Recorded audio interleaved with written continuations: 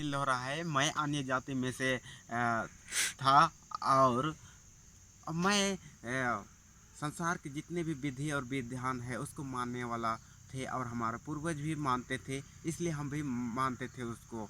और सच में उस समय कुछ हमारे घर में पत्रिका बांटने के लिए, सुसमाचार बांटने के लिए पत्रिका द्वारा आए थे। सच में उस समय मेरे पिताजी ले लिए, हाथ में ले लिए, लेकिन बहुत सारा मिला था पत्रिका, मोटा मोटा पुस्तकें थे पत्रिका।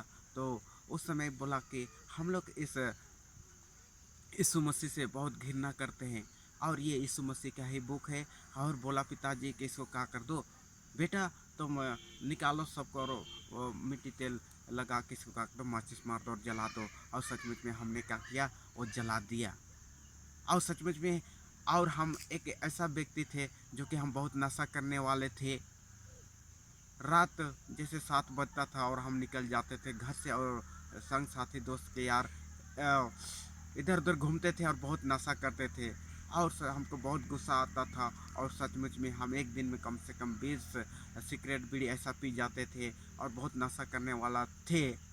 लेकिन एक दिन एक बहाने ऐसा हुआ कि एक बहाने हमको चर्च ले गया और चर्च ले जाने के बाद में ऐसा हुआ कि चर्च से लौटे तो फिर हमको वहाँ चर्च में एकदम बिल्कुल ही उल्टा लगा, सारा विधि विधान वहाँ पर उल्टा लगा और हमको सच में बहुत गुस्सा महसूस होने लगा। और जो हमारे बगल में जो बस्ती है गांव में, वहाँ पर जो दास आते थे रोगी के लिए प्रार्थना करने के लिए, बेनती करने के लिए, तो हम लोग ने क्या किया, वो गांव वालों ने क्या किया, मारने के लिए लड़का लोग क्या किया, योजना बनाया और मुझे भी शामिल किया कि तेरा घर में आता है बगल में, तो अगर आप चाहो, अगर आप साथ दो तो हम लोग उसको क्या करेंगे, मार देंगे।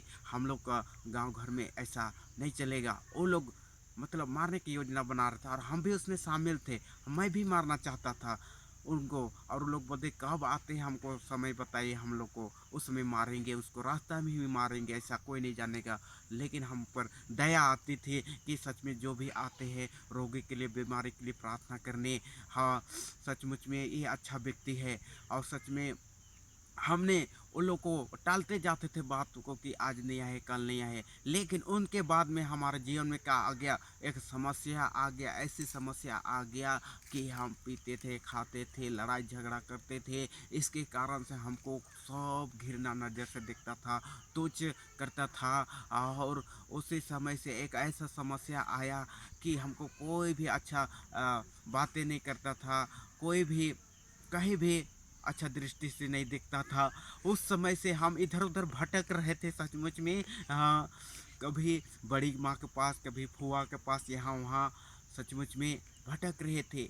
लेकिन उस समय एक जो मेरे जीवन में एक लग रहा था कि मेरा कोई आगे पीछे नहीं है, लेकिन एक लड़की थी जो कि वो भी मुझसे पसंद करने लगी और हम भी पसंद करने लगे। वो चाहते थे हमसे शादी करना, लेकिन हम भी चाहते थे। लेकिन ऐसा हुआ कि वो अन्य जाति में से था, हम भी अन्य जाति में से, इसके कारण से वो नहीं हो पाया और लड़की भी हमें धोखा दे दिया। और सच में हम उस समय से बहुत निराशा हो गए, बहुत दुखित हो गए। अब हमको नहीं जीना है, हमको मरना ही है।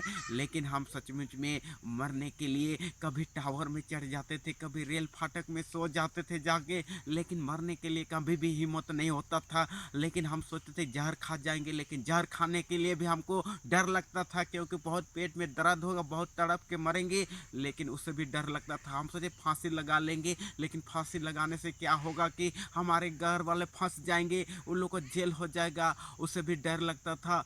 और फिर हमने सोचा कि अब हम कुछ खाना नहीं खाएंगे, पानी नहीं पिएंगे, हम ऐसे ही तड़प के मरेंगे, यही एक आसान मरने का तरीका है। हमने ये सोचा और 3 दिन से मैंने खाना नहीं खाया, पानी नहीं पिया।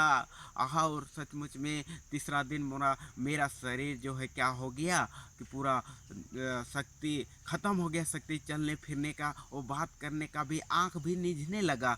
लेकिन उस दिन एक दिन तीसरा दिन में क्या हुआ कि एक जगह एक स्थान में हम बैठे हुए थे अपना गांव घर में इमली पेड़ के पास 7 बजे आसपास, और मोबाइल से मैंने एक गाना सुन रहा था यीशु मसीह का, और आंख में आंसू बह रहा था। हम उस समय सोच रहे थे कि अब हमें मरना ही है, कोई नहीं है, सचमुच में मरना ही है। लेकिन उसी समय यीशु मसीह परमेश्वर का आवाज़ आता है कि बेटा तू क्यों मरना चाहता है, तू क्यों अपने आप को आत्महत्या करना चाहता है।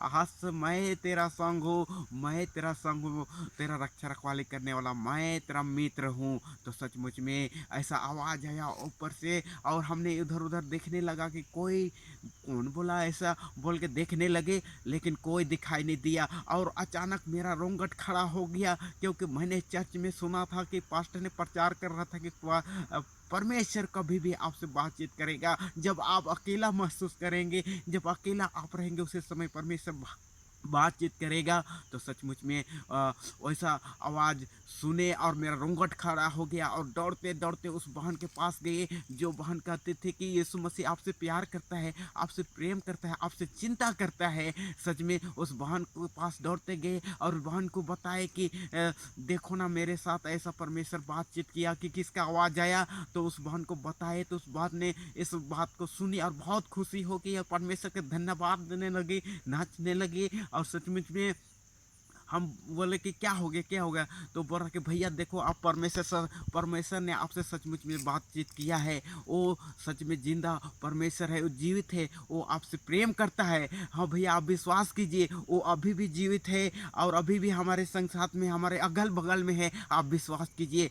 सचमुच में उस समय भी हमको आंसू बहुत बहने लगा और बहुत शांति मिलने लगा, बहुत आराम लगने लगा और बहुत दिलासा लगने लगा। हमको दिलासा मिल गया जीने के लिए कि हमारे आगे पीछे कोई है जो कि हमारे चिंता करता है। और सचमुच में हमें बहुत विश्वास हो गया और शांति मिला। उसी समय से हमने चर्च जाना शुरू किया और हमने कहा कि परमेश्वर मैं आपकी सेवा करूंगा, परमेश्वर हमारी सहायता कीजिएगा, मदद कीजिएगा, हमें तो हम आपकी सेवा करूंगा, रोगियों के लिए प्रार्थना करूंगा, जितने अभी अनाथ है, जितने भटके हुए हैं, जितने नशा पान करने वाली और जितने चोरी हेरी बदमाश करने वाली, उनके बीचों में मैं उसको बातों को मैं रखूंगा। प्रभु हमारे जीवन से तो ऐसे कर मदद कर प्रभु जी पिता बोल के हमने प्रार्थना भी किया करता था। और सच में जब ऐसा करते करते मैंने विश्वास में बढ़ते गया और सचमुच में मैं शादी करने का